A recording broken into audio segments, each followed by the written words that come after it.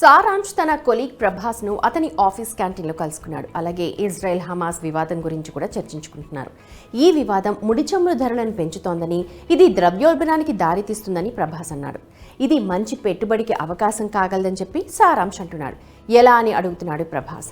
ఈ పరిణామం చమురు అలాగే గ్యాస్ రంగ్ కంపెనీలకు టెయిల్ విండ్ లాంటిది అని అతనికి చెప్పాడు సారాంశ్. అధిక చమురు ధరలు సారాంశ్కి ఎలా ఉపయోగపడతాయి మరి? దీన్ని అర్థం చేసుకోవడానికి మనం చమురు, గ్యాస్ అలాగే ద్రవ్యోల్బణం పూర్తి గతులను అర్థం చేసుకోవాలి. నిజానికి భారతదేశం తన ముడి చమురు అవసరాలలో 85% దిగుమతి చేసుకుంటూ ఉంటుంది. ప్రతి సంవత్సరం దానికోసం బిలియన్ల డాలర్లను ఖర్చు చేస్తుంటాం. ముడి చమురు ధరలు పెరగడం వల్ల భారత్కు దిగుమతి బిల్లు కూడా పెరుగుతుంది. డాలర్ ఖర్చు కూడా తడిసి మోపెడవుతుంది.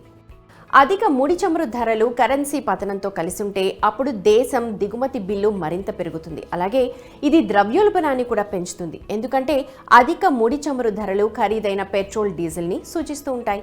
ఇది ద్రవ్యోల్బణం పెరుగుదలకు దారితీస్తుంది.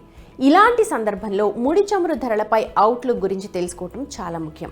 అలాగే ఇది చమురు, గ్యాస్ రంగంలో పెట్టుబడి అవకాశాలను కూడా సృష్టిస్తూ ఉంటుంది. ఇజ్రాయెల్ హమాస్ యుద్ధం తర్వాత కేవలం ఒక వారంలో బ్రెంట్ క్రూడ్ ఆయిల్ బ్యారెల్ ధర $91 దాటింది. ఇది అక్టోబర్ 6న $85 కంటే తక్కువగానే ఉంది. ముడి చమురు ధరల పెరుగుదల జూన్ మధ్యలో బ్యారెల్కు $72 దిగువన ట్రేడ్ అవుతున్నప్పుడు ఊపందుకుంది. ఆ తర్వాత 3 నెలల్లో బ్రెంట్ క్రూడ్ బ్యారెల్కు $97 చేరుకుంది. ఇది 10 నెలల గరిష్టానికి తాకింది. జూన్ మొదటి వారంలో ప్రపంచంలో 2వ అతిపెద్ద చమురు ఉత్పత్తిదారైన సౌదీ అరేబియా జూలై 2023 నుండి దాని ఉత్పత్తి సామర్థ్యంలో రోజుకి 10 లక్షల బ్యారెళ్లను తగ్గించినట్టుగా ప్రకటించింది. దీనికి ముందు ఈ ఏడాది ఏప్రిల్లో ఒపెక్లోని 8 సభ్య దేశాలు కూడా తమ ఉత్పత్తి సామర్థ్యాలలో రోజుకి 11.6 లక్షల బ్యారెళ్లను స్వచ్ఛందంగా తగ్గిస్తున్నట్టు ప్రకటించాయి.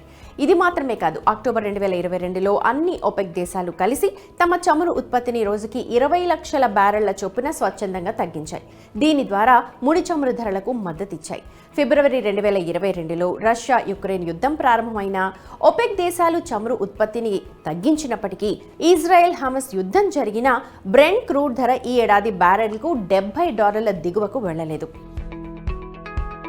సెప్టెంబర్ 2వ వారంలో గోల్డ్మెన్ సాక్స్ అంచనా ప్రకారం పెరుగుతోన్న డిమాండ్ అలాగే ఉత్పత్తి సామర్థ్యాల క్షీణత కారణంగా ఒపెక్ దేశాలు బ్రెంట్ ముడి చమురు ధరలను $80 నుంచి $105 మధ్య ఉండవచ్చని అంచనా వేసింది.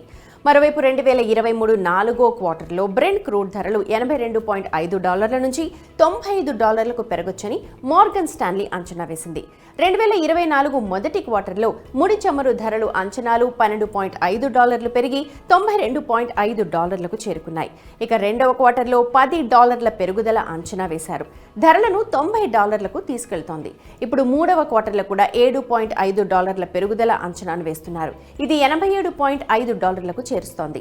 అలాగే నాలుగవ క్వార్టర్లో $5 పెరుగుదలను అంచనా వేశారు. దీంతో $85కు ఇది తీసుకెళ్తోంది.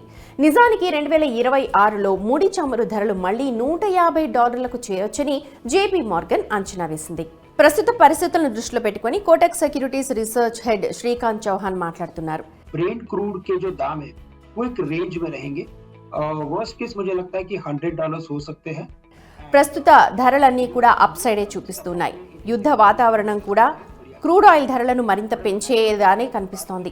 ప్రస్తుత బ్యారెల్ ధర $100కు చేరుకుంటుందని ఒక అంచనా వేస్తున్నారు. అయితే కరెక్షన్ అయితే 80 నుంచి 87 మధ్య ఉండే అవకాశాలు ఉన్నాయి. నేచురల్ గ్యాస్ కూడా $3 పెరిగి 3.5కు చేరుకునే అవకాశం ఉంది.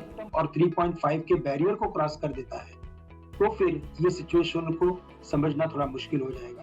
ముడి చమురు అలాగే సహజ వాయువుల ధరల పెరుగుదలకు నిజంగానే థ్యాంక్స్ చెప్పాలి. ఎందుకంటే ఓఎన్జీసీ, ఆయిల్ ఇండియా, హెచ్ఓఈసీ, ఆర్ఐఎల్, వేదాంత లాంటి చమురు మరియు గ్యాస్ ఉత్పత్తి సంస్థలు, salon exploration, Jindal drilling, dolphin offshore అలాగే డీప్ వంటి చమురు, గ్యాస్ రీసెర్చ్ సంబంధిత సంస్థలతో పాటు పరిశ్రమలు చాలా లాభపడ్డాయని చెప్పాలి.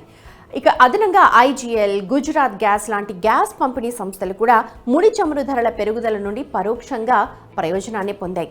ఎందుకంటే గ్యాస్ ధరలు కూడా పెరుగుతాయి. అలాగే అది జరిగినప్పుడు కంపెనీలు కూడా చాలా లాభపడతాయి. పెట్రోనెట్, ఎల్ఎన్జీ, గెయిల్ కూడా దీంతో ప్రయోజనం పొందాయి. మరోవైపు చమురు మార్కెటింగ్ కంపెనీలు లేదా హెచ్పిసిఎల్, బీపీసీఎల్, ఐఓసీ వంటి ఓఎంసీలు నష్టపోతాయి. ఎందుకంటే ముడి చమురు ధరల పెరుగుదల ఈ కంపెనీల ఇన్పుట్ ధరను పెంచుతుంది, వాటి మార్జిన్లను ఒత్తిడికి గురిచేస్తుంది. భర్తీ చేయడానికి ఈ కంపెనీలు పెరిగిన ధరలను పెట్రోల్, డీజిల్, ఏటీఎఫ్, ఎల్పీజీ లాంటి వాటికి బదిలీ చేస్తాయి. దీని ద్వారా వాటి ధరలు పెరుగుతాయి. ఇప్పుడు క్వశ్చన్ ఏంటంటే, ముడి చమురు అలాగే గ్యాస్ ధర దృక్పథాన్ని దృష్టిలో ఉంచుకొని చమురు అలాగే గ్యాస్ షేర్లను గురించి ఏం చేయాలి, కొనొచ్చా లేదా?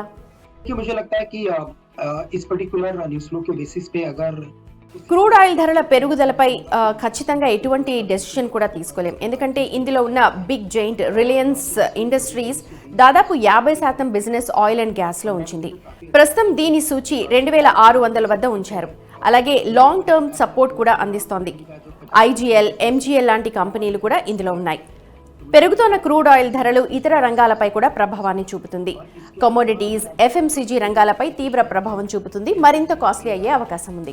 Kotak securities research head Srikanth Chauhan మాట్లాడుతూ, క్రూడ్ ఆయిల్ ధరలు 50% పైకే సూచిస్తూ ఉన్నాయి. రిలయన్స్ ఇండస్ట్రీ లాంటి 50% ఆయిల్ అండ్ గ్యాస్ లో బిజినెస్ ఉన్న కంపెనీలు కూడా దీని ధరను 2600 వద్ద ఉంచుతోంది.